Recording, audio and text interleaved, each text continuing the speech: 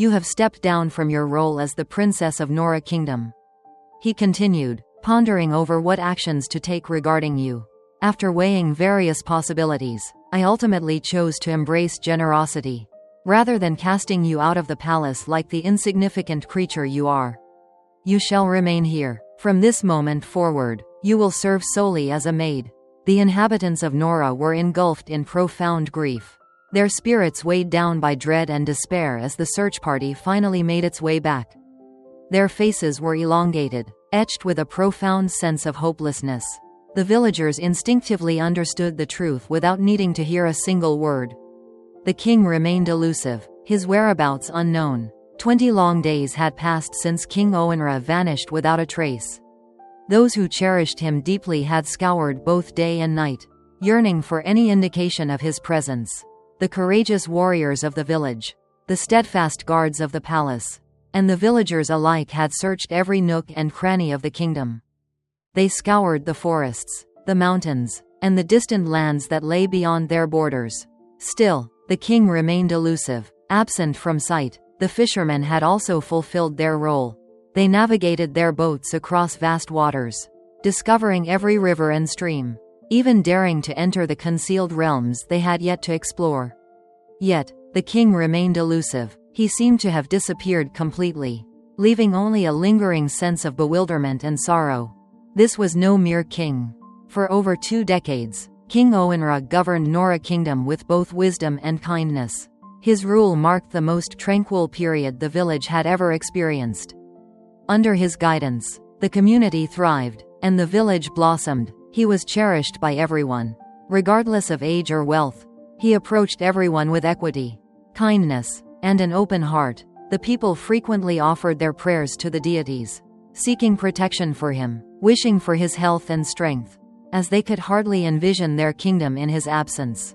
Yet now, with his abrupt vanishing, the unimaginable had occurred. It was an unexpected twist that caught everyone off guard. The village was not merely anxious, they were filled with dread. What might have befallen their cherished monarch? Where might he be hiding? What could have caused his abrupt disappearance? The moment the search party came back without any news, a profound stillness enveloped the entire kingdom. It felt as though nature itself could perceive the heavy sorrow enveloping the community. Men remained motionless, their faces glistening with tears. Women sobbed freely, their wails resonating through the streets. Even the youngest, unable to grasp the full weight of the situation, sensed the sadness surrounding them and cried out in bewilderment. The creatures remained still, as if they, too, were grieving the passing of their ruler.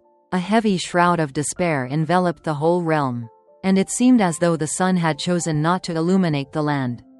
It was an unprecedented event, a monarch vanishing into thin air, leaving behind no message, no evidence of his existence. A perplexing enigma enveloped the inhabitants of Ora Kingdom, plunging them into a state of despair, their hearts burdened with unanswered questions, and their spirits heavy with fear and sorrow. Their unanimous decision was that the king had passed away. This was the only explanation for it. It seemed plausible that he had fallen prey to some wild animals. The whole realm was enveloped in sorrow over the passing of their cherished ruler, King Onwara. Many long days had gone by since the king was pronounced dead.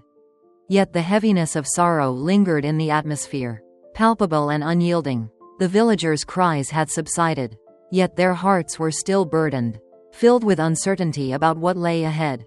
At this juncture, the esteemed elders of the kingdom, the most revered and sagacious leaders, resolved to convene. They had to determine the future of the kingdom, particularly given that the king had no heir to ascend the throne. All assembled beneath the magnificent Yadara tree, a colossal presence with branches that extended broadly, offering shelter to everyone seated beneath its canopy. On this day, the atmosphere was thick with sorrow and doubt.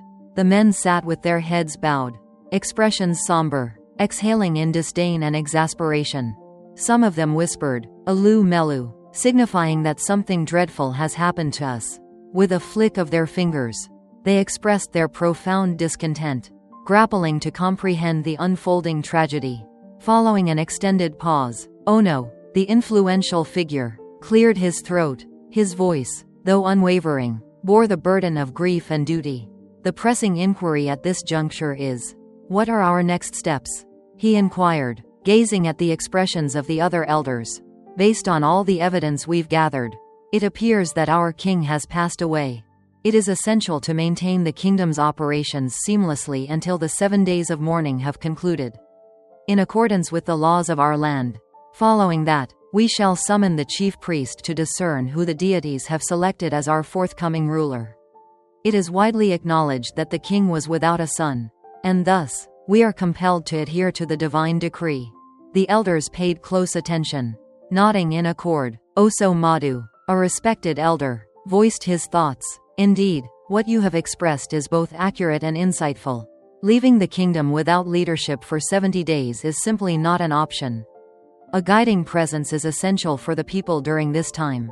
I propose that we select a 7-member council from our ranks to oversee the kingdom's matters until the mourning period concludes. Oh no, you recognize those who genuinely have compassion for others. I recommend that you appoint them so we can proceed.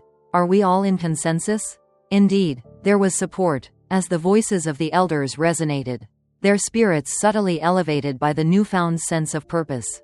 Just as they were ready to move forward with their plan, an unexpected, thunderous voice shattered the stillness of the gathering. What is happening here? The voice was that of Aminike, the king's brother. He burst into the meeting, his gaze ablaze with rage, accompanied by a crew of toughs who seemed primed for confrontation. Ono stood up, confronting Aminike with a firm command. Will you shut your mouth? Do you not hold any regard for the noblemen of this realm? Yet Aminike stood his ground, his expression contorted with fury, and his voice resonated with increasing intensity. Ono, I must inquire once more.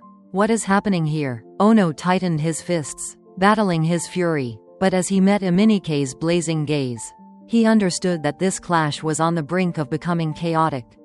Ichi Madhu, an elder, interjected swiftly, his voice trembling. He explained that they are choosing members of the cabinet to manage the kingdom's affairs during the 70 days of mourning. Aiming to soothe the situation, Aminike released a sinister chuckle, his expression twisting into a malevolent grin.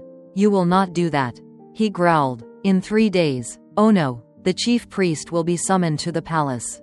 On that day, you will elevate me to the throne, or face your demise, Aminike declared. The elders recoiled in fear as Aminike's thoughts advanced ominously. As for you foolish elders, Aminike continued, his voice dripping with disdain, you will either comply with my commands or face the consequences as well. The realm, the crown, all of it is rightfully mine. With my brother's departure, I shall claim what is justly mine. The elders remained motionless, their eyes locked on Aminike, their hearts heavy with dread. However, Aminike started to express his thoughts. Call me king, Aminike shouted, interrupting him, his eyes aflame with fury. Ono, striving to maintain a semblance of control over the unfolding events, softened his tone. My king, he uttered with hesitation, we continue to grieve for our king, your brother, and it is prohibited by the laws of our land to crown a new king during this period of mourning. Nunuara is your sibling, and furthermore, the deities turned away from you and selected your younger brother to ascend the throne. We cannot crown you as king, for it would bring disaster to the realm. Aminike's expression deepened into shadow. One more word from you, Ono, and I will sever your head and offer it to the birds. He menaced, his voice dripped with an icy disdain, brimming with animosity. Curse the deities. Who are the deities? Those inept, oblivious creatures. What is their understanding? Once, they took my throne, but this time, I will not be denied. I am Aminike, the genuine offspring of my father. In 3 days, Ono, you shall elevate me to the throne, or this kingdom shall witness chaos and conflict. Any other meeting taking place here should focus on my coronation ceremony in 3 days. With that, Aminike turned and strode off, his discussions trailing closely behind. The elders remained frozen in silence, gripped by fear, their thoughts racing with the chilling possibilities of what could unfold next. They followed Aminike's silhouette until it faded from view. Yet, not a word was uttered. A palpable sense of dread and uncertainty enveloped the elders, who understood they were confronting a formidable and perilous threat. one that posed a grave risk to their cherished kingdom. Ono sat before his modest hut, burdened by the heaviness of recent events. His thoughts whirled as he contemplated Aminike's malevolent threats. Deep down, Ono had come to a conclusion. He could never align himself with such malevolence. His affection for his people ran too deep for him to ever consider betrayal. By elevating a man like Aminike to the throne, King Onwara demonstrated his qualities as a fair and honorable leader. Ono would choose death over surrendering the Ofo, the staff of power, to a tyrant such as Aminike. Aminike, the eldest son of King Asobata, had always been a force to be reckoned with. In the kingdom, he was infamous for his laziness, cruelty, selfishness, and arrogance. The villagers trembled at the thought of the day he could ascend to the throne. He stood in stark contrast to his younger brother Onwara, who embodied humility, kindness, and a wealth of wisdom. It was a common curiosity how two siblings, nurtured by the same family, could turn out to be so strikingly dissimilar. Upon the passing of their father Asobata, whispers circulated across the kingdom, suggesting that Aminike had orchestrated his demise through poison in a bid for the throne. Given the abruptness of his death, yet the deities, perceiving the darkness within his soul, cast him aside. Aminike attempted to seize power, taking the revered Ofo by force, but the gods punished him by inflicting leprosy upon him. Onwara, his younger brother, was selected by the gods and ascended to the throne, bringing immense relief to the whole kingdom.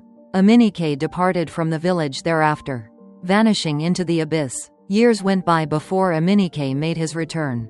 Upon doing so, he underwent a complete transformation. His skin was free from leprosy, and he appeared vibrant and well. He had wed in an unfamiliar territory and returned with a family by his side.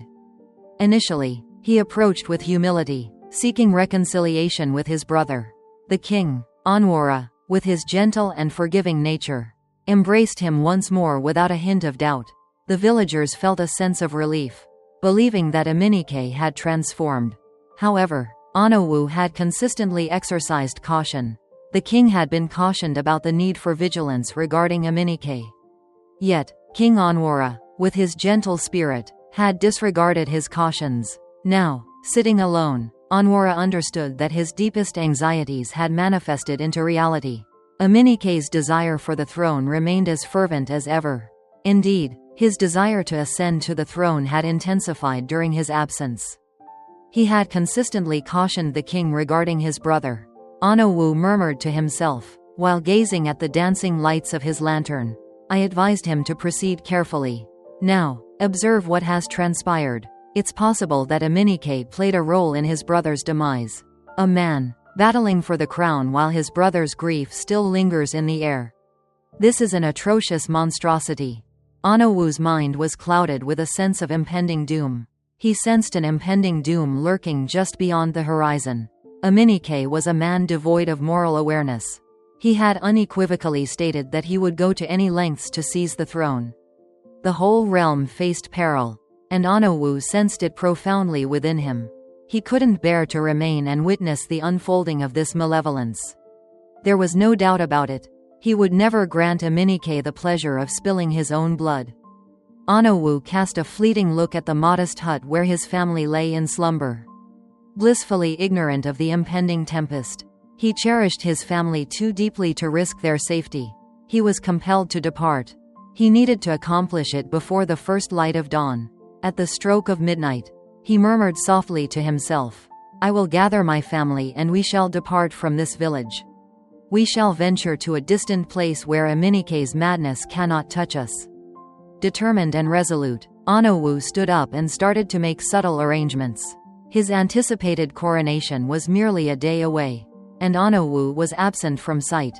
The elders gathered beneath the tree, their expressions wan and bewildered, contemplating their next course of action. They were aware of Aminike's malevolence, yet their only recourse was to stand by him. This meeting had been called by him. As they waited, their hearts were burdened with pain and sorrow, filled with questions about his intentions. Before long, the rhythmic pounding of hooves resonated across the village. Aminike and his crew rolled through, exuding an unmistakable blend of arrogance and intimidation. The elders shifted uneasily as Aminike dismounted his horse and approached them, a mischievous grin spreading across his face. Silently, he placed a hefty bag of money before them. The sharp clatter of the coins echoed loudly. "Here is my token," Aminike declared, his grin spreading wider. "And there is still an abundance from where it originated. I, Aminike, understand the importance of recognizing and appreciating those who support me." The elders shared anxious looks. Their gaze darted back and forth between the cash and the sinister silhouette standing in front of them. "Tomorrow, I shall ascend the throne," Aminike proclaimed with a resounding voice. "And all present must stand by my side." He directed a finger straight at Nduka, one of the esteemed elders. "Nduka, you are next in line following Ono Uibe. As the coward is absent, you shall assume his role and elevate me to king by tomorrow. Do you grasp my meaning?" His voice resonated powerfully through the assembly, causing everyone to flinch. Indeed, my lord," Nduka faltered, his complexion drained of color from terror. "Good," Aminike replied with a sense of fulfillment. "Those who oppose me will meet their end. Notify the chief priest that he is expected at the palace tomorrow for my coronation." Aminike released a harsh, derisive laugh before climbing back onto his horse and galloping away with his dogs in tow. Once Aminike departed, the elders exhaled in unison, a palpable sense of relief washing over them. For a brief instant, the tension lifted, yet the gravity of the situation remained heavy upon them. What actions were they planning to take? Oso Madu, a highly esteemed elder, finally spoke up. "What are our next steps?" His voice was soft yet resolute, aiming to calm the quaking spirits of the other elders. Nduka cast his gaze downward, tears beginning to pool in his eyes. "Aminike is a perilous individual," he murmured, his voice trembling. "Our families face danger. We must comply with his instructions.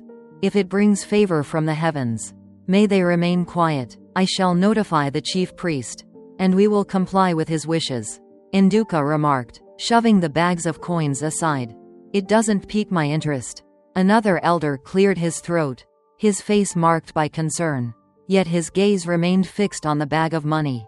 "My family has gone without food for days," he murmured. "This season, my crops have failed, leaving me without any means to nourish them.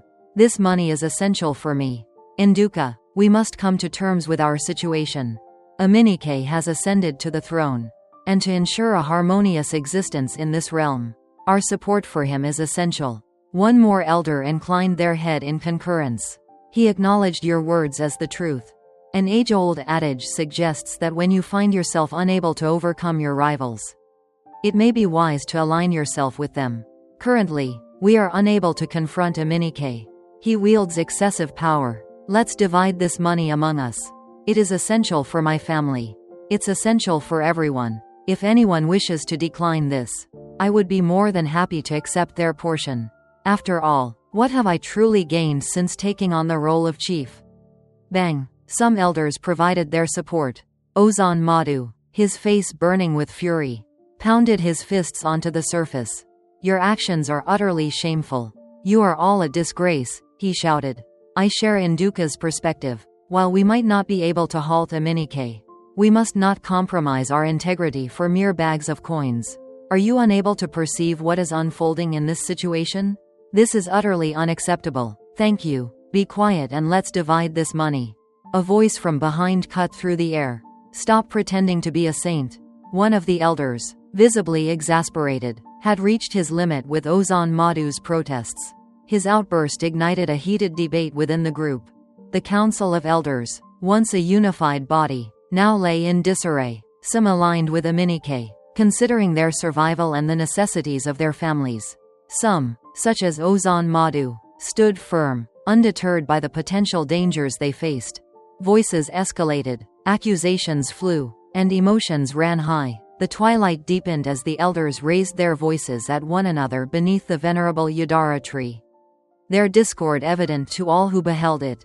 The council, once a bastion of wisdom and strength, now lay in disarray, just as the kingdom teetered on the brink of surrender to a man poised to govern with an iron fist of cruelty and avarice. In the shadow of the king's passing, whispers danced through the village. carried on the breath of those who mourned. Silence reigned supreme, for to utter a word in public was to court perilous consequences. The king has not been afforded a proper funeral. And there stood Aminike, striving to claim the throne. This was a remarkable atrocity. The day of the coronation finally arrived, and the atmosphere in the palace was thick with tension. Aminike, adorned in regal garments and encircled by his advisors, sat majestically on the throne, his gaze radiating with a sense of superiority. The elders, their faces ashen and their spirits shattered, lingered close by, acutely aware that they were partaking in something profoundly unjust, yet paralyzed by fear to intervene. Before long, the faint chime of a bell resonated throughout the palace, heralding the entrance of the chief priest. The persistent, resonant chime deepened the feeling of discomfort that lingered in the atmosphere. As the chief priest drew near, the lines of age etched on his face were evident, yet it was his expression that captivated all who beheld him. His heart felt burdened, and the gravity of the moment was apparent in his tired strides. "Aminike, you summoned me," the chief priest Akena stated, upon entering the palace. His voice remained steady, yet it carried a weight of sorrow as he spoke to Aminike, who sat upon the throne as if he had already been crowned king. "Indeed, I did," Aminike responded with a hint of arrogance. "The regulations dictate that your presence is required to deliver the offer, symbolizing the divine acknowledgement of my sovereignty." The chief priest glared at Aminike, his expression twisted in profound disdain, eyes narrowing with unmistakable disapproval. "I warned you 2 decades ago." "Aminike," Akena started, his voice escalating with fury. "The deities have turned their backs on you as ruler due to the darkness within your soul. And once more, they have denied your claim to the crown. I, Akena, would choose death over defying the will of the gods." Aminike's expression contorted with rage as he sprang up, yelling, "No, I do not fear your inconsequential deities. You are required to follow my instructions." The chief priest remained steadfast, his voice resolute. "Let the heavens take me if I ever attempt such a deed." He proclaimed with conviction, "Aminike, you are a man marked by a curse, destined to bring devastation to this realm should you ascend to the throne." At those words, something broke within Aminike, his eyes igniting with a fierce, uncontainable fury. Suddenly, he seized a sword from one of the deities standing next to him. With a single, fluid movement, he brought the blade down upon the chief priest, the sharp clang of metal slicing through the atmosphere, soon accompanied by the grim thud of Akena's body meeting the earth. Crimson stains marked the ground where the once revered chief priest now lay still and lifeless. The whole palace was enveloped in a stunned hush, the atmosphere heavy with dread. Aminike loomed over the fallen form of the chief priest, his sword stained with crimson. His eyes burned with an intense fury as he strode restlessly, his chest rising and falling with rage. "Who else has the audacity to confront me?" he bellowed, his voice reverberating against the palace walls. "Who else is feeling overwhelmed today?" The elders and a few villagers who had assembled remained paralyzed in dread, their hearts ensnared by terror. Aminike had just taken the life of the chief priest, the most revered figure in the village, in a chilling act of violence. It became evident that he would go to any lengths to achieve his desires. Silence enveloped the scene, a heavy stillness that suggested the whole realm had been consumed by dread. As the specter of death hovered nearby, the coronation unfolded. The elders, with hands that shook, carried out their tasks as directed, driven not by loyalty but by sheer terror. The villagers assembled around the palace remained in a state of shock, their thoughts paralyzed, unable to comprehend the events that had just unfolded. The once tranquil kingdom of Aura had succumbed to the grip of a tyrant, and it was clear to all that nothing would ever return to its former state. In a grand palace mansion, the beautiful Princess Amalicha stood by her window, lost in thought as she gazed outside. Ever since she received the heartbreaking news of her father's passing, she had remained confined to her room, neglecting to eat or engage with the outside world. Her father, the king, was her sole remaining parent, as her mother had passed away during childbirth several years prior. She had forged a deep connection with her father, and his passing had profoundly affected her. Tears streamed down her face as she gazed out the window at the unfolding events in the palace. Her father's realm, while the whole village remained shrouded in grief. Fury coursed through her veins, and she yearned to face Aminike. Yet, a warning from one of her father's steadfast guards echoed in her mind. He will kill you if you attempt it. He had cautioned her. Aminike possesses the spirit of a fierce creature. She stood by the window, a sense of helplessness washing over her as she watched her father's throne being taken away. Her eyes brimmed with tears, and her heart felt a deep, painful ache. She pondered what her destiny would unfold into after this. Would she remain a princess, or would her malevolent uncle cast her out of the palace? Following the dismal coronation, Aminike relinquished his grip on the kingdom. Although the revered gift of the staff of authority was absent, it held no significance for him. He declared himself king regardless and took residence in the magnificent palace constructed by his younger brother Honora. He arrived accompanied by his unruly offspring and his malevolent wife, Ojugo. This was the moment he had anticipated for his entire existence. His eyes sparkled with contentment as he strolled through the opulent living room. Absorbing the golden decorations, the exquisite furnishings, and the immense fortune that was now his heart brimmed with both pride and desire. All of this belongs to me now, he mused with a sly grin as he gazed upon the magnificent palace. Honora believed he could usurp my rightful inheritance and bask in the wealth of the kingdom alone. I, Aminike, will never abandon my desires. He faced his children, swelling with pride. You are now a princess, he declared to his daughter, his tone heavy with pride. And your brother stands as the prince, the rightful heir to the throne. He chuckled darkly, savoring the control he had at last seized. But his daughter, curious and daring, inquired, but father, who is Princess Amalicha? Which princess? Aminike let out a deep groan. Pay attention and take note. You, my dear daughter, are the sole princess of our realm now. Amalicha's father usurped my throne, but I have reclaimed what is rightfully mine. She has shed her title of princess. His voice oozed with disdain as he hurled the words. The grin that blossomed on his daughter's face brought a complex sense of happiness to Aminike's heart. She felt a surge of happiness at becoming the new princess, reveling in the idea that she would finally earn the respect of all and never again face disdain. Regarding Amalicha, Aminike went on, surveying the surroundings of the palace. Here she is. I haven't laid eyes on her since we got here. His voice cut through the air, tinged with a sense of urgency. Bring her to me, he commanded sharply, directing his words at one of the palace maids. Meanwhile, Ojugo, Aminike's wife, lounged on the couch, a contented smile gracing her lips. She had long envisioned this moment, ascending to the throne, indulging in opulence, and commanding the reverence of the entire kingdom. Her thoughts drifted into dreams of authority and abundance, envisioning the limitless treasures they would now possess. She was utterly absorbed in her daydreams when the door swung open and Princess Amalicha was ushered into the room. As soon as Ojugo laid eyes on her, her smile disappeared. Fury welled up inside her as she fixed her gaze on the girl. Despite her tear-streaked face, Princess Amalicha was stunningly beautiful, resembling a flawless painting brought to life. She stood there, appearing delicate and shattered, yet her beauty radiated despite her sorrow. Ojugo's heart ached with envy. Amalicha embodied all the qualities her own daughter could never attain. Aminike's gaze burned with disdain as he regarded the unfortunate princess.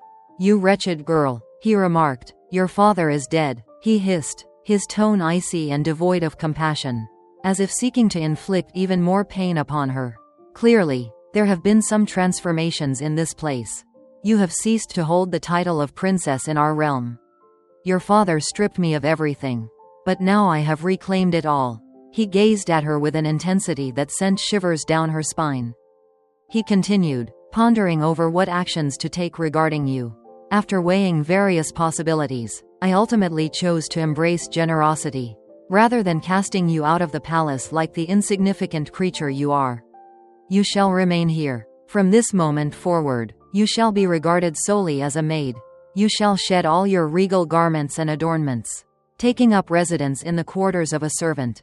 You will be devoted to my family until an imprudent man arrives to take you as his wife.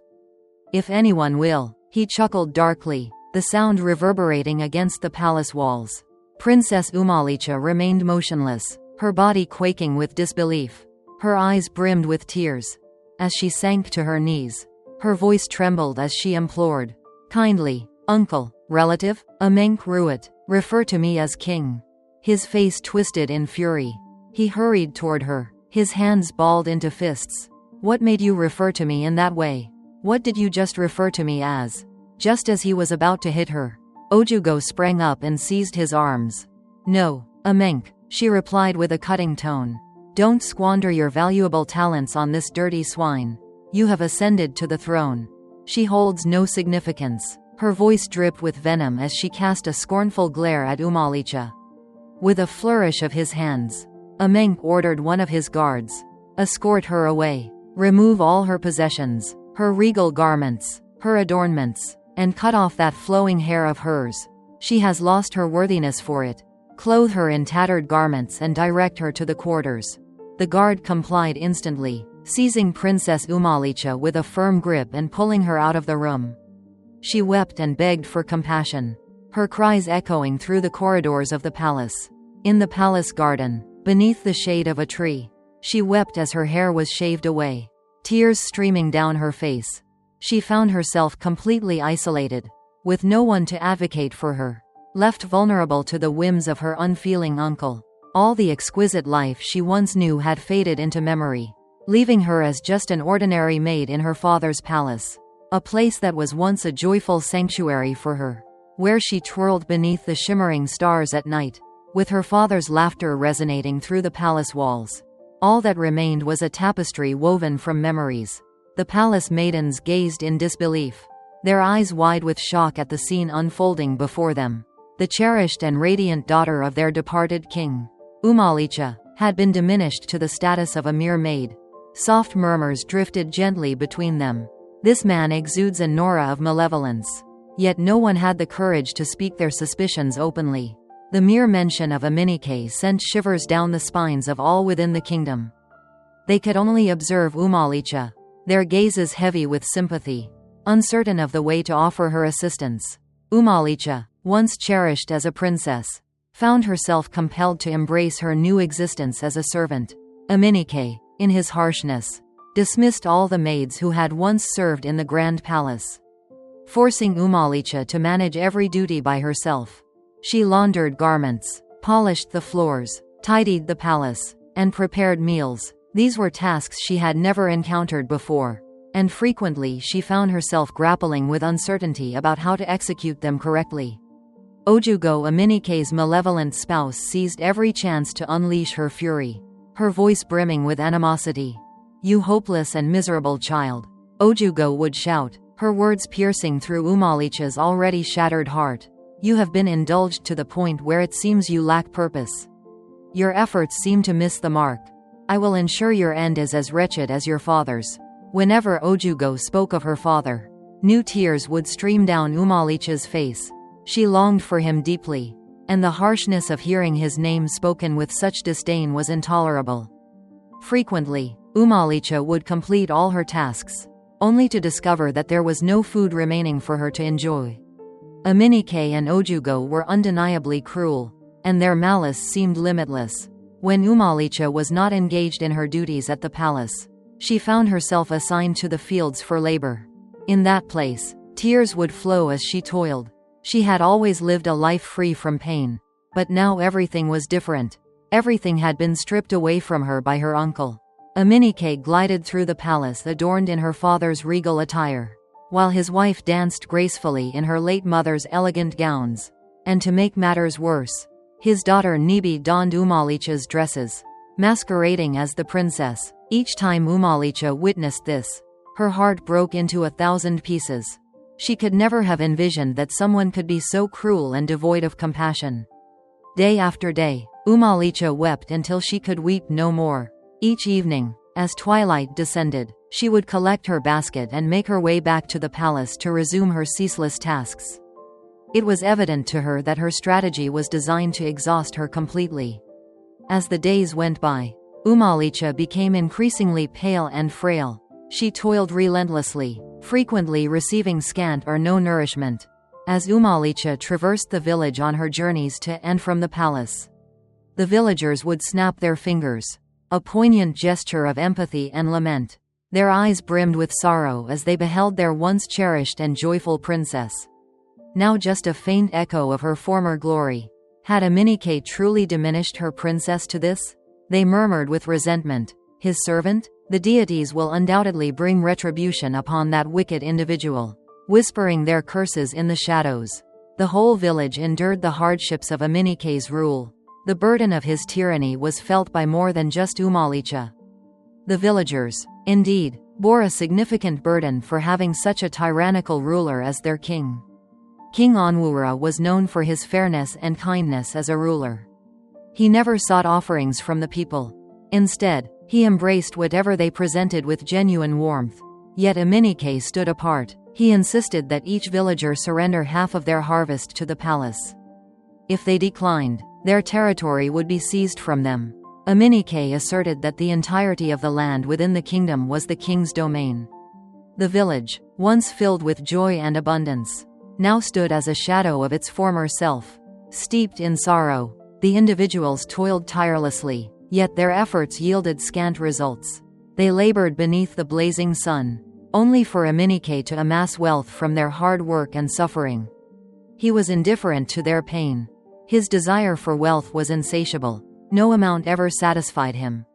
His desire knew no bounds. At times, the villagers would arrive at the palace, tears streaming down their faces, imploring the king for his compassion. Yet Aminike felt no compassion within him. He would expel them with great anger, commanding his guards to lash out and force them to flee. His cruelty was limitless. Even his offspring had taken on his malevolence. They galloped through the village on horseback, intimidating anyone who had the audacity to disrespect them. The villagers loathed them with an intense fervor. Yet, what options were available to them? Ebuka, Aminike's son, stood out as possibly the most troublesome of them all. His desire for women knew no bounds. He exploited his status as the prince to compel any maiden who captured his attention to share his bed. His pride reflected that of his father, and no girl in the village had the courage to turn him down. If any woman dared to speak out, Ebuka would unleash his men to seize her, subject her to violence and torment, and then impose himself upon her. The anguished cries of the maidens seemed to fill him with a twisted delight. The earth bore the weight of sorrow, soaked in the anguish wrought by Aminike and his family upon the community. This grotesque monstrosity had never before graced the annals of our kingdom's history. Informing the king about Ebuka's misdeeds was futile. Those who ventured into the palace to voice their grievances never emerged unchanged. The individuals found themselves ensnared in a haunting dream from which there was no way out. Parents wept, guardians mourned, and the youth along with little ones released sorrowful tears. They were unaware of how they could possibly escape the dreadful malevolence that had engulfed their formerly tranquil territory. The Nora kingdom, once flourishing under the benevolent leadership of King Onwurah, now found itself engulfed in despair beneath the harsh and tyrannical governance of Aminike. One fateful day, Princess Amalicha fell seriously ill. She was so frail that she couldn't even rise, much less tackle any of the tasks she had been compelled to undertake. She lay on her cold, bare bed, her body trembling uncontrollably, shivering in the chill of the night. Ojubu, anticipating her usual commitment to her responsibilities, observed her absence but initially dismissed it as unremarkable. As the hours passed and Amalicha remained absent, Ojubu's frustration deepened. She dispatched the guards to investigate her well-being. The guards came back with news. Amalicha is unwell, which might clarify why she had been unable to walk. Unwell? Ojubu cried out, her voice resonating through the palace corridors. What type of illness is that? So, just because she is unwell, my family should go hungry? She probably still believes she's a princess. Today, I will ensure she understands her position. Enraged, Ojubu commanded the guards to seize Amalicha from her chamber and subject her to relentless punishment. Despite her frail condition, without a moment's pause, they complied with her harsh directive. Amalicha was discovered trembling in her bed, and despite her wretched state, They pulled her into the open and assaulted her as Ojubu had commanded. Amalicha let out a cry of anguish, her frail body unable to protect itself. Yet, despite the harsh punishment, she was compelled to keep moving, tears flowing down her cheeks and her body in agony. She persevered through the tasks, giving it her all. Meanwhile, Ojubu and her daughter loomed over her, their voices dripping with taunts and mockery. Observe her, Nebesned. She remains under the illusion of her own significance. Indeed, Ojubu concurred, chuckling mischievously. A once regal figure, now reduced to the dirt. She is merely a wretched servant. That evening, Amalicha fell to the floor of her room, her body weary and marked with bruises. A guard, loyal to her father for many years, quietly entered her quarters. He held a small bundle of healing herbs in his hands. "Your Highness," he murmured gently, invoking the title she had been deprived of for so long. "Here, this should assist you in alleviating your discomfort." His voice brimmed with warmth, and his eyes reflected the unwavering loyalty he continued to hold for her.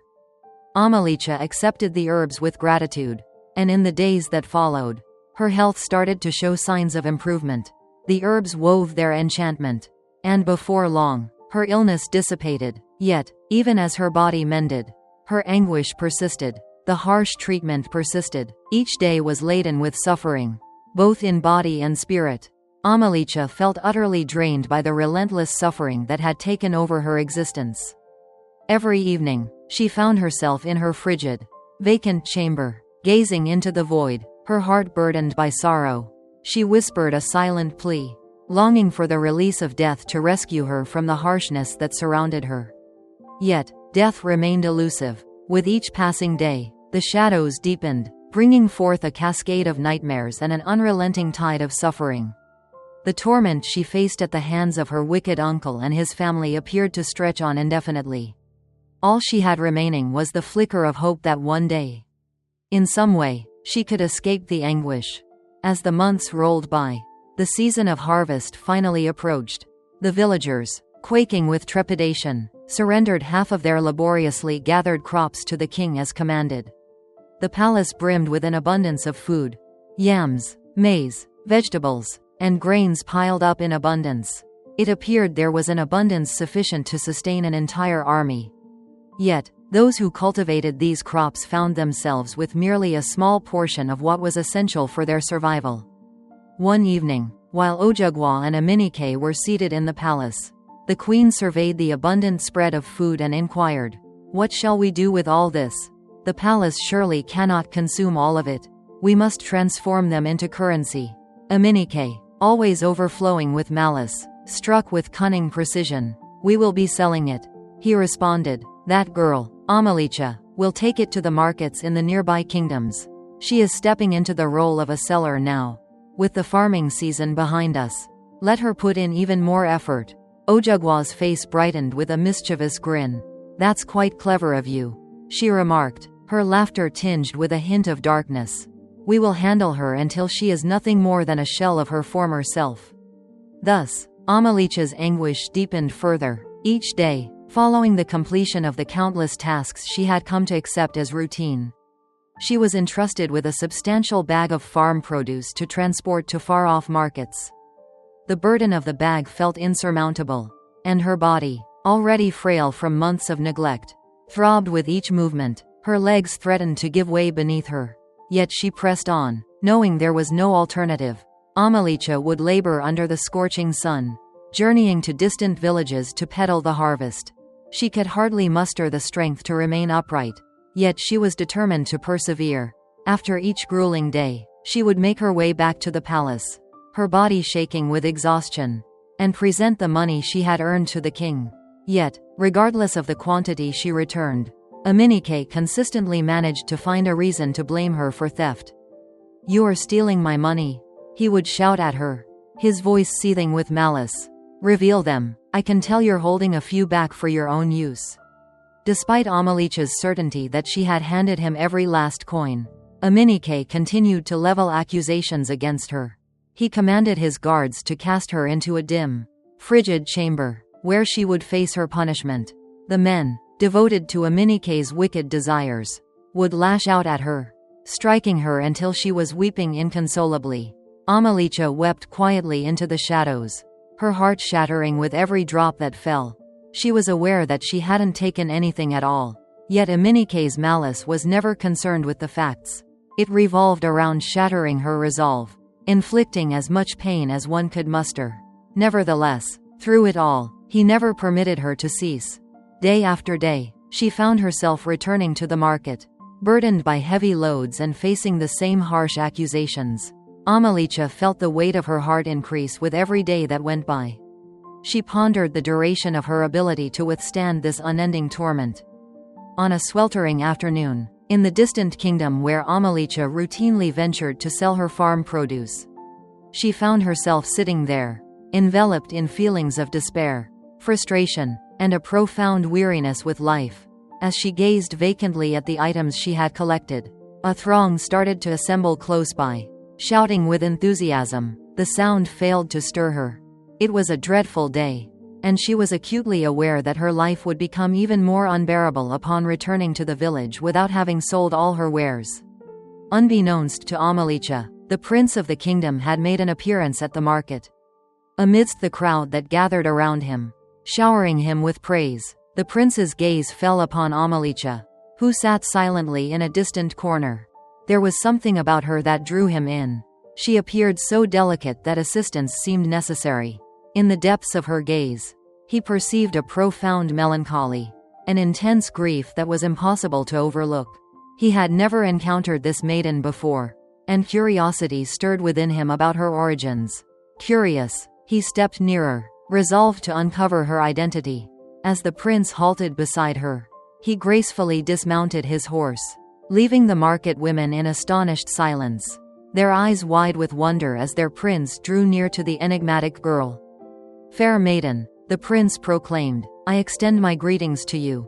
Amalicha gazed upward, her demeanor remaining the same. His regal demeanor was evident, yet it held no sway over her indifference. What significance did it hold? Her existence felt bleak, and nothing appeared to hold any significance for her any longer. A gentle warmth flickered in the prince's gaze. He simply couldn't abandon her in this state. "May I speak with you privately?" he inquired, aware of the inquisitive gazes from the market women directed at her. "If I come back with any of this farm produce, my uncle will kill me," she replied, her tone icy. "Today has been quite a challenging day." The prince gazed at her face for a moment before declaring, "I will purchase everything. I will compensate you double its value. No need for concern." For the first time, Amalicha raised her gaze completely, taking in the prince's gentle demeanor. His tender voice and kind words resonated deeply within her. For a fleeting instant, she experienced a sensation that had long evaded her grasp. Compassion. She nodded with a soft, deliberate motion. The prince gently hoisted her onto his steed as they journeyed toward his grand palace. The prince observed Amalicha's hunger. Sensing her plight without her uttering a single word, he presented her with food, which she eagerly consumed. It felt like an eternity since she had enjoyed a satisfying meal. The prince observed her, his gaze brimming with tears as he contemplated the suffering she had faced. Later, they found themselves in the palace garden, where the prince's voice was a gentle whisper. "So, please share with me, who are you?" Amalicha's eyes brimmed with tears. Was she even aware of her own identity now? A royal figure or a servant girl? The inquiry filled her with dread. "Hey," the prince spoke softly, "there's no reason to weep. I'm here to assist you. Share with me what the issue is. Your load appears to be quite substantial." Amalicha felt an inexplicable urge to reveal her thoughts. It could have been the serene tone of a princess, or perhaps it was something altogether different. She revealed it all to him. From the unexpected loss of her father to the way her uncle had seized control of her father's legacy, reducing her to a mere servant and inflicting suffering upon the entire village. Prince Ikenba felt the weight of emotion as he absorbed her story, tears welling in his eyes. He had never encountered such brutality before. It revealed the profound sorrow reflected in her gaze. "You're a strong woman," he said, gazing into her eyes. "Your strength is truly unmatched. But how can I liberate you from your uncle's hold?" Amalicha brushed away her tears. He remarked that my freedom will arrive when an insignificant man decides to marry me. Yet, I am certain that no man will. Is that directed at me? What man would choose to marry me in this condition? Not even the least valuable of them all. He gazed at her with a mix of curiosity and admiration. You possess a unique beauty. And there is absolutely nothing amiss about you. Your presence radiates beauty to me. Marry me, he proposed. What do you mean? Amalicha inquired, taken aback by his remarks. Absolutely. Let's get married. I wish for your pain to end. Seek tranquility and embrace your journey. No, Amalicha responded gently. This isn't something I can attribute to you. This situation I'm facing isn't something you caused. I don't want a man to marry me because he feels sorry for me. I desire a partner who truly recognizes and cherishes me. Amalicha, the prince murmured, drawing nearer. You're not the only one feeling down in this place. Yet I chose you. I discovered a quality in you that is truly unique. Unlike anything I've encountered before. I am certain that happiness awaits us together. Indeed, I feel compassion for you. Yet my desire to proceed stems from my love for you.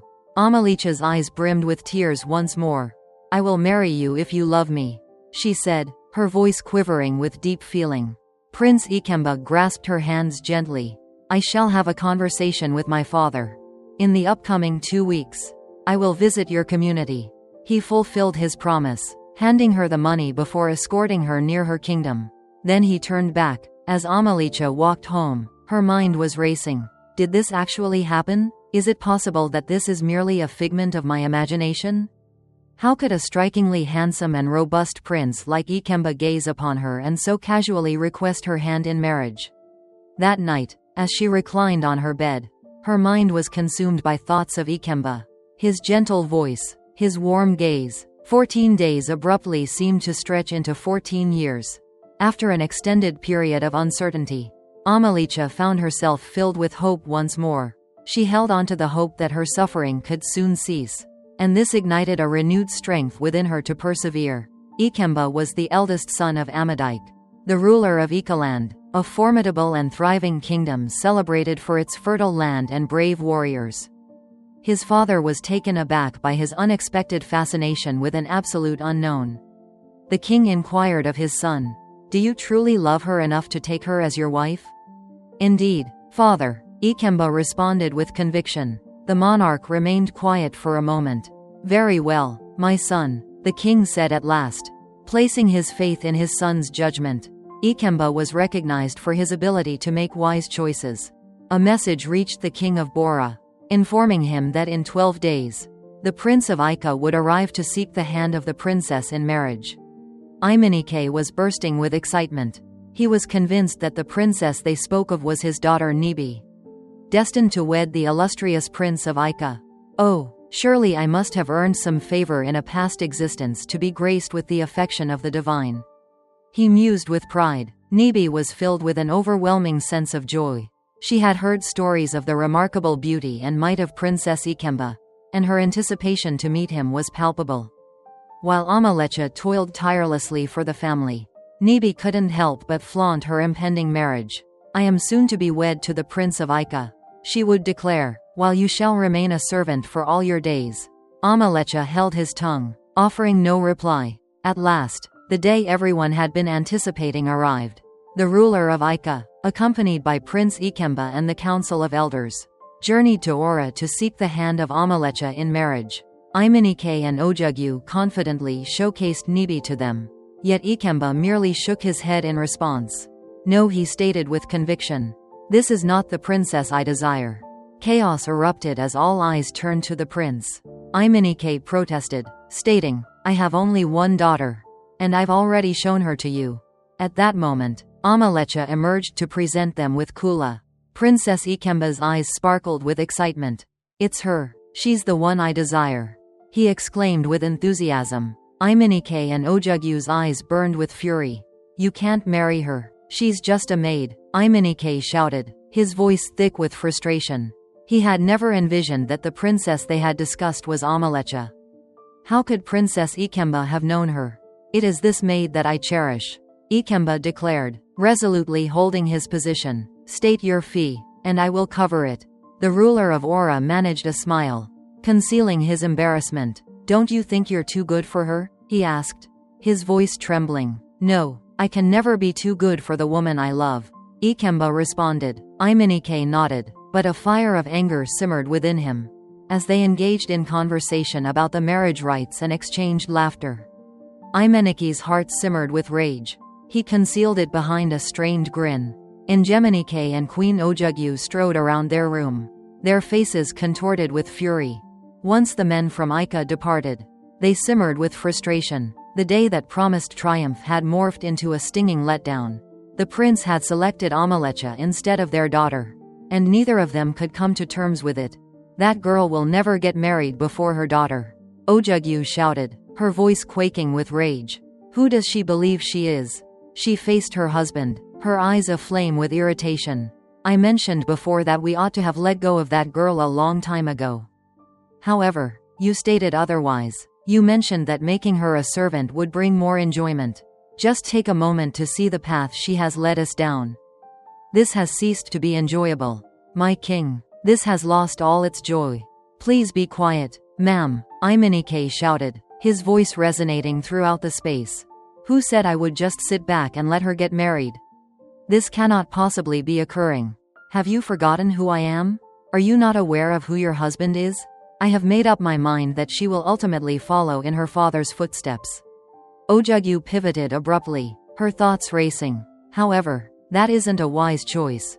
How can we convey to the people of Ika that she has vanished without a trace? They will return in 2 days. Imenike's lips curved into a gentle smile. "Do you really believe I'm simply going to say that she's missing? No, please acknowledge my efforts, woman." Ojugyu's eyes sparkled with realization. She chuckled mischievously, realizing her husband's scheme. "Indeed, the marriage will proceed," she remarked, her expression shifting into a sinister grin. At the break of dawn, on the day of Amalecha's traditional marriage rites, she found herself in bed, fully alert. Slumber crept in as she marked the passing hours. Her heart brimmed with anxious excitement. Before long, she would escape this existence of pain, liberated from the grasp of her merciless uncle. The idea of departure offered her a flicker of solace. Yet the burden of the villagers' anguish pulled at her heartstrings. She longed for the hope that salvation would find them too. The people craved a hero just as intensely as she did. As this thought lingered in her mind, a gentle knock echoed at her door. Amalecha's heart raced. Who might be at the door at such an early hour? With careful deliberation, she rose, donned her attire, and eased the door open just a crack. Before she had a chance to respond, 2 masked figures seized her, swiftly covering her mouth to stifle her cries.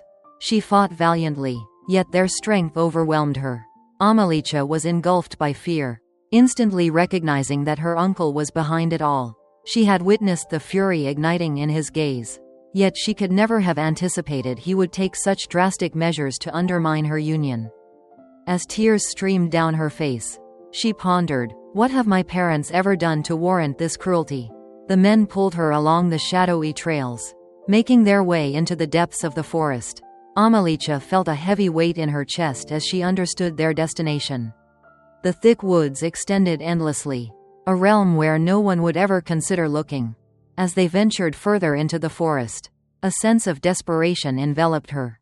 As dawn approached, she grasped the bracelet that Princess Ikemba had bestowed upon her just days earlier. She carefully removed it and let it fall silently onto the path, wishing it could serve as a hint for someone to discover her. She was uncertain of the way, yet she held on to hope. The men trudged onward for what seemed like an eternity, leading her further into the dense embrace of the forest. Devoid of any chance for salvation, they ultimately came to rest at a concealed location shrouded in foliage. A man brushed aside the leaves, uncovering a concealed door nestled in the earth. Amalecha's heart raced with fear. As they swung the door open, they descended into what appeared to be an underground cave, compelling her to trail behind. The cave exuded a chill, its dampness palpable, illuminated solely by the soft flicker of a modest lamp. The atmosphere was heavy with the scent of soil and rot. The men forced her into a cramped, shadowy room and ascended once more, closing off the entrance behind them. Amalecha found herself enveloped in darkness. her heart pounding with trepidation. She cried out and struck the walls, her voice reverberating in the stillness. Yet it was in vain. No one was able to hear her. Her screams morphed into heart-wrenching sobs as she crumpled onto the unforgiving floor, her hands marked with bruises from striking the unyielding stone walls. Fear enveloped her as she understood the extent of her confinement. In the quiet of the cave, a cold sensation brushed against her shoulder. A single hand. Her body stiffened in fear. With a gradual motion, she pivoted to identify the source of the touch. However, the moment her gaze fell upon the shadowy figure, her sight became clouded, and she succumbed to unconsciousness, the heavy burden of dread and horror engulfing her. Ojagu and Emanik were brimming with delight, certain that their wicked scheme had unfolded perfectly. With Amalicha concealed in a shadowy cave deep within the forest, they continued their elaborate preparations for the wedding, assured that their daughter Nibi would soon ascend to the title of Princess of Ica. Nibi wore a breathtaking African prince dress, her face entirely concealed by a veil. She perched with anticipation beside her parents, eagerly awaiting the arrival of Prince Ikemba and his entourage. Before long, the rhythmic beat of drums and the thunder of hooves resonated through the air as the prince and his retinue made their grand entrance at the palace. The entire village was alive with energy and anticipation. The streets resonated with the sound of music. The crowd assembled to observe the joining, unaware of the events that had transpired. Quietly, they felt a thrill of joy that Amalicha had at last escaped the oppressive hold of her wicked uncle. The elders sat in anticipation, their eyes fixed on the unfolding marriage rites. Prince Ikemba had prepared meticulously for the ceremony, ensuring that he brought everything essential. And then some. The abundance of his gifts brought endless smiles to the faces of the king and queen of Aura.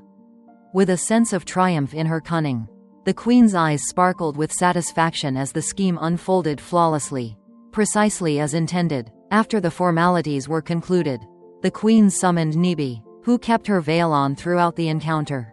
Nibi's heart raced with anticipation as she was brought forth to face Prince Ikemba. This was the moment she had long anticipated. The audience applauded and exchanged thoughts.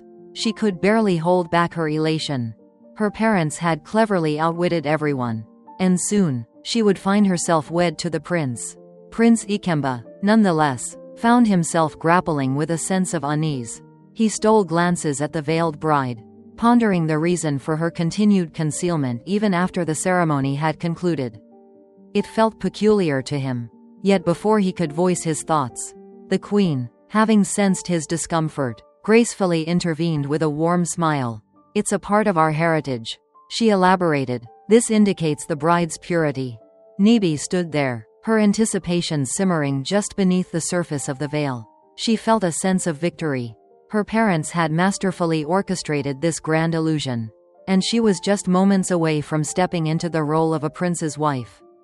She had already started to envision her new existence as a member of royalty. As the ceremony drew to a close, Prince Ikemba and his people readied themselves to escort their new bride back to Ica. Nibi, still shrouded in mystery, was taken along with them as the crowd mingled and melodies danced through the atmosphere. The journey back unfolded seamlessly, with everything aligning perfectly, until an unexpected halt on the road disrupted their progress. A man dashed toward them, his expression brimming with alarm. It was Owa, the quaint village of Pamwang Tapa. His eyes were filled with terror, and his breath came in uneven bursts. "Halt, halt," he shouted, his voice quivering with emotion. "You've chosen the wrong partner." Prince Ikemba reined in his horse, a look of bewilderment crossing his features. "What do you mean by that?" he inquired, his heart starting to quicken. Owa, still breathless, reached into his pocket and retrieved a small bead. He held it up for the prince to see, exclaiming that he found it in the forest. "This morning, I witnessed the king's men escort the true princess into the depths of the forest. I trailed behind them, unseen and unnoticed. She has been concealed in a cave, deep within the forest, distant from the village." Ikemba's heart raced as he gazed at the bead in Awa's hand. It was the very bead he had presented to Omali merely days prior. Without a second thought, Ikemba leapt from his horse and approached the veiled girl, who stood among his people. He lifted the veil, uncovering Nibi, Aminike's daughter, instead of Princess Omalit. A surge of disbelief coursed through the audience. Gasping sounds echoed around as the revelation dawned on everyone. Prince Ikemba's expression contorted in fury, his heart aflame with feelings of treachery. Aminike ought to have been more aware than to mislead the people of Ika, he remarked. His voice brimmed with rage. If anything were to happen to Omalit, I would ensure that his whole family faces the consequences. Without delay, Ikemba commanded all his men to rush to Ika. Upon returning to the village, they swiftly assembled additional men and, without a moment's pause, made their way directly to the forest where Owa claimed Omalit was concealed. With Owa at the forefront, Ikemba's thoughts surged like a swift current as they navigated the dense forest. He could only envision the dread Omalit must be experiencing. Ensnared in the shadows of that cave, Nibi found herself confined in a small, dimly lit room, her body throbbing from the brutal assault inflicted by the palace guards. Fear enveloped her completely, and her thoughts spiraled in a whirlwind of dread. She had never envisioned that things could unravel in such a way. But what was she truly contemplating? As she sat there, trembling and anxious for Prince Ikemba's return and his decision, a wave of regret washed over her, fueled by the memories of her parents' plan. How could she have embraced such a ridiculous notion? Now, she was consumed by dread, contemplating whether the prince would call for her execution due to the deceit. As they advanced, Prince Ikemba and his companions made their way toward the forest, guided by Owa, the skilled palm wine tapper. Owa was intimately familiar with the forest, having traversed its trails countless times. Yet he had never encountered the secret of an underground cave concealed deep within its embrace. The sun was dipping below the horizon, and the dense trees stretched their shadows, enveloping the forest in a dim, haunting atmosphere. Undeterred, the men forged ahead, resolute in their quest to locate Omalit before time slipped away. Ikemba felt a weight of concern in his chest, and in quiet desperation, he offered a prayer to the gods, yearning for the news that Omalit was still among the living. The mere idea of her facing danger or something even more tragic was unbearable. The level of malevolence displayed by her uncle surpassed anything he had ever envisioned. At last, after what seemed like an eternity wandering through the encroaching shadows of the forest, they arrived at the location. The location was remote, away from any trails, and a robust padlock fastened the entrance to the subterranean cave. The men swiftly set to their task, employing a hefty saw to pry open the lock. Once the entrance was unbarred, they cast their torches into the cave. Yet the darkness appeared to consume the light. Nothing was visible to them. With unwavering resolve, Ikemba and several warriors descended into the cave via a series of steep, improvised steps. The atmosphere was chilly and moist, with an unpleasant odor lingering around. As they ventured further into the cave, they stumbled upon a chamber. The scene was strewn with grimy dishes and untouched meals, suggesting a prolonged existence of despair within those walls. The men exchanged fleeting looks, their thoughts swirling with uncertainty. Who had been residing here? Ikemba's torch flickered as he directed the beam towards the far end of the room, revealing Amalicha nestled in the shadows. A wave of relief surged through him for an instant, but then his gaze fell upon something that sent his heart racing even more. Amalicha found companionship in her surroundings. An old man with a long, unkempt beard sat next to her, cradling her in his arms. The man lay awake, while Amalicha slept peacefully, her arms draped against him. Who is that individual? Ikemba pondered, a swirl of uncertainty and worry enveloping him. He approached and knelt beside Amalicha, softly tapping her shoulder. Amalicha, Amalicha, he murmured softly. It is I, Ikemba. I'm here to save you. At the sound of his voice, Amalicha's eyes gently fluttered open. For a moment, she gazed at him, her thoughts tangled and unclear. Yet, as the truth dawned upon her, emotions surged, and tears began to fill her eyes. Ikemba was also swept away by emotion, his eyes brimming with tears as he held her close. We need to leave this wretched place, Ikemba murmured, assisting her as she stood up. With the help of the brave warriors, they started their ascent from the depths of the cave. Amalicha, fragile, was at last liberated. The frail old man, appearing weary and unwell, managed to rise to his feet as well. The men grasped him firmly and assisted him in emerging from the cave. Once they emerged, Yuwa's gaze fell upon him, and his eyes widened in disbelief as recognition washed over him. "It's the king," Yuwa exclaimed, his voice brimming with astonishment. "The monarch endures. King Onwara endures." The men halted abruptly, taken aback by Yuwa's statement. The elderly man was scrutinized intently. Indeed, it was King Onwara, Amalicha's father, whom everyone had thought was dead. He had remained concealed all this time, trapped in the shadowy cave by Aminike's malevolent plot. Amalicha lacked the strength to utter a word, yet the happiness reflected in her eyes was undeniable. Her father lived. She had believed him to be gone forever. Yet here he was, defying all expectations, standing right in front of her. It appeared to be a wondrous event. They swiftly assisted both Amalicha and King Onwara in mounting their horses. King Onwara felt a wave of joy as he breathed in the fresh air. A welcome change after what felt like an eternity. It bestowed upon him renewed vigor. The group raced back towards the village with urgency. Yuwa, still in disbelief, couldn't help but exclaim the news all the way back. His voice, brimming with enthusiasm, echoed through the stillness of the night. As he neared the village, the warriors rallied together, their voices rising in a powerful chorus. The sound reverberated throughout the village, piercing the air for all to hear. Onlookers peered from their windows. Curiosity piqued about the unfolding events. Yuwa's cries echoed through the village, proclaiming the king's survival, and soon throngs of people began to assemble. The previously quiet village now resonated with the vibrant, jubilant cries of both warriors and villagers. The crowd was eager to witness the extraordinary event, the triumphant return of their cherished King Onwara and the daring rescue of Princess Amalicha. As they rode into the heart of the village, it became evident that this night was destined to be etched in the annals of time. The prolonged era of dread and despair was at last drawing to a close. The villagers, filled with joy and excitement, started to emerge from their homes in great numbers, each individual holding a lamp to illuminate the path ahead. As they sprinted toward the throng of people, they caught sight of King Onwara and instantly recognized him.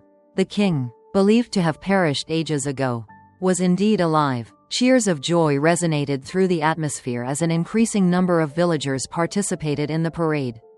The throngs swelled, their shouts rising in intensity as they advanced on the palace, resolute in their quest to challenge the tyranny that had oppressed them for far too long.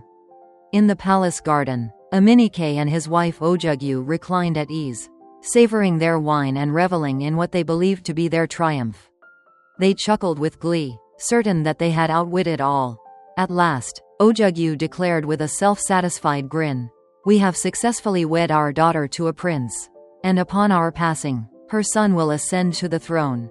What a future we have crafted for them." "Certainly," Aminike concurred. "I infused her bathing water with a touch of enchantment. And when the king lays his gaze upon her, he will instantly forget all about Amalicha." They shared a light laugh while bringing their glasses together with a cheerful clink. They reveled in their triumph, convinced that nothing could thwart their ambitions. However, their joy was abruptly interrupted as a palace guard sprinted towards them, his expression stark with fear. My king, the guard exclaimed, panting heavily. A cacophony erupts. A throng of villagers makes its way to the palace. Aminike is frigid, vexed by the disruption, and thus he snapped sharply. "Can't you see I'm savoring a splendid evening with the queen? Instruct the guards to prepare their whips and drive those wrongdoers away." The guard paused, his voice quivering. "No, my king. This time it feels unique. They are joined by fighters from Ica. And I wonder, what are your thoughts?" Aminike erupted. "What are your thoughts?" His patience was running out. The guard faltered. The lifeless forms of the king and his daughter were discovered. At those words, Aminike and Ojugwe sprang to their feet, their faces pale and devoid of color. "No, this can't be," Aminike shouted, his voice trembling with urgency. "This cannot be real. Bring me my sword," summoned by the chief guard at this moment. As the shouts from the crowd intensified, the noise became overwhelming, and Aminike understood that the villagers had encircled the palace. With fierce determination, they shouted, gripping hefty stones tightly, anticipating Aminike's arrival. Within the palace walls, Ojugwe and her son had already sought refuge, gripped by fear of the impending doom. Yet Aminike, in his hubris, thought he still wielded power over the masses. He strode confidently toward the gate, convinced that his influence over them remained unshaken. At this point, the villagers had learned the truth directly from King Oenra. He recounted how Aminike had drawn him into the forest, claiming it was for a land inspection. As they ventured further into the woods, Aminike's lofty musings ensnared him, drawing him deeper into the forest and casting him into a carefully crafted dungeon he had set up in advance. The villagers were filled with dread. It was unimaginable that Aminike, the king's own brother, could have turned against him with such treachery. Although Aminike had occasionally sent food to the dungeon, it was evident that his intention was for his brother to endure a slow and agonizing demise. Moreover, he had also cast his niece, Princess Amalicha, into the very same dungeon. The villagers murmured among themselves, calling him a monster. He should not continue to exist. Their skepticism ignited into fury. How could he betray his own family like this? As Aminike stepped out, still shouting and rallying others, the villagers burst into a frenzy of anger. They descended upon him with unyielding fervor, bombarding him with stones from every angle. The furious crowd left him no room to flee. Their fury palpable, they ensured that Aminike met his end, stoned to death right there outside the palace gates. As they chanted together, their voices resonated with a mix of relief and vengeance. After his demise, they pulled his lifeless form to the sinister woods, where it would be abandoned to decay. That was the place for individuals of his kind. Nibi found herself pulled back to her village. Within the palace, Ojugo, along with her son and the Turks who had aided in executing Aminike's nefarious schemes, were discovered in hiding. The furious villagers captured them all together. They were met with no mercy. The villagers resolved to confine themselves together in the same dungeon deep within the forest, the very place where King Honora and Amalicha had once been imprisoned. Their punishment was justly deserved for the cruelty they had shown. As they were pulled into the depths of the forest, Ojugo and her children wept and begged for compassion. Yet the villagers were too consumed by their fury to hear them. Their cries went unheard. The villagers bore the weight of the suffering and pain that Aminike and his family had brought upon them. They felt a sense of satisfaction witnessing justice being served. They had endured this oppression for far too long, and now they would decay in the very depths they had once wielded to inflict suffering on others. The land would at last be rid of the malevolence Aminike had inflicted upon it. And as the villagers beheld Ojugo and her children vanish into the shadows of the forest, they understood that their kingdom could finally start to mend from the anguish and torment they had faced for so long. The king was meticulously isolated and entrusted to the expertise of the village herbalist. His body, worn down by years of confinement, required healing, and he received special herbs and treatment to regain his strength. Amalicha, despite being rattled from her own experience, needed just a touch of medication. In contrast to her father, her time in the dungeon had been brief. Even in his weakened state, upon being rescued, the king's body showed a remarkable responsiveness to the treatment provided. He possessed great strength, and his determination to survive for his community fueled his swift recovery.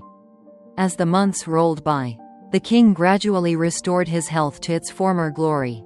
He was in prime condition and prepared to take up his responsibilities on the throne once more. The day of his return was filled with overwhelming happiness. The whole village buzzed with enthusiasm. Drums reverberated in the atmosphere, and melodies resonated through the palace and far beyond. The atmosphere was electric, as the crowd came together in joyous celebration for the return of their cherished king. The streets came alive with joyous dancing, laughter, and radiant smiles as the villagers celebrated their happiness. King Onwura faced his people, emotion swelling within him as tears brimmed in his eyes. He had never envisioned witnessing the radiant smiles of the villagers once more after enduring so much pain and suffering. He was aware of their struggles and the pain they faced under Aminike's harsh rule, and his heart ached for everything they had gone through. As he gazed upon the love and loyalty enveloping him, He offered a silent prayer to the gods, asking for more years to govern with justice and peace. In the village, Onwu, the king's loyal advisor, had learned of his return and hurried back home with his family. Upon catching sight of Onwu, the king's expression transformed into one of pure delight. They held each other close, filled with gratitude for the long-awaited reunion after their time apart. Onwu had stayed true, while the other elders, swayed by bribes and aligned with Aminike, lingered off to the side, their heads hung in disgrace. They averted their gaze from the king, fully aware of the treachery that lay between them. As King Onwura settled onto his throne once again, an extraordinary event unfolded. The Ophor, the revered staff of power, materialized beside him once more. The audience burst into applause, their voices ringing with delight. The Offer's return heralded a divine message, signaling that tranquility and harmony had once again graced the Aura Kingdom. The crowd moved rhythmically, hands raised in celebration, their spirits buoyed by the promise of a better tomorrow. Owa, the modest Pamwai Intapa, who had been instrumental in rescuing the king and Amalicha, received significant recognition for his courage. The king summoned him and bestowed upon him an array of gifts. Conveying his profound appreciation, the king's voice trembled with emotion as he declared, "Not only have you saved my life, but you have also preserved the kingdom of Aura. I will always owe you for that." Owa, filled with gratitude, bowed deeply in response to the king's remarkable generosity. On that day, Prince Ikemba and his people received a distinguished honor. King Onwura struggled to articulate his deep appreciation. He expressed his heartfelt gratitude to Ikemba for everything he had done to save his daughter and restore harmony to the land. Less than text, the king proclaimed his blessing upon the union with my daughter, lifting his hands in a gesture of goodwill. "Wishing you a reign abundant in peace, love, and prosperity." The king cast a warm smile towards Ikemba. "Take my daughter," he said. His voice may not have been great, but it was filled with love. "My only request is that you hold her dear and look after her well. She is my most cherished possession, the sole remnant I hold in this world." Ikemba knelt before the king and vowed, "I will cherish her with every beat of my heart. I shall safeguard her and tend to her needs. I will ensure she receives the respect that is rightfully hers." Amalicha stood nearby, her heart brimming, as she absorbed Ikemba's words. In that moment, she felt an unwavering certainty that his love for her was genuine. Not born from sympathy but from a deep appreciation of her true self. She noticed it in the way he gazed at her, even when he believed she wasn't observing. His gaze was filled with desire and reverence, and she found comfort in the embrace of his affection. From that day onward, the realm of Aura reclaimed its past splendor. Once more, tranquility enveloped the land, allowing the people to exist free from fear. Amalicha and Ikemba, now sovereigns, governed with compassion and insight. Their rule was marked by prosperity, and under their guidance, the kingdom flourished. Every day, Ikemba discovered fresh reasons to cherish Amalicha, recognizing in her the same innocence and virtue that her father had consistently embodied. Her beauty radiated from within, complemented by a gentle spirit and a heart brimming with compassion. He felt a sense of satisfaction in knowing he had made the right choice. With every day that went by, their love deepened and flourished. The inhabitants of Ica recognized that they had discovered genuine leadership in their monarchs.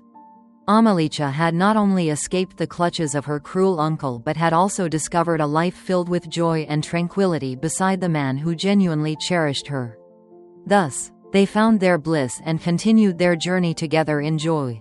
A tale that shines brightly, illuminating the path for the realm. Hello, my dear friends. We truly appreciate your time in experiencing this incredible tale, and we sincerely hope it brought you as much joy as it did for us to create it. Please share your insights in the comments below, and remember to subscribe if you haven't done so already. Additionally, activate your notification bell to ensure you're alerted whenever we share new tales. I truly appreciate all the support, kind words, and encouragement you've given me. They hold immense significance for me, and words alone cannot express my gratitude. For now, I must take my leave and look forward to our next tale together. Farewell.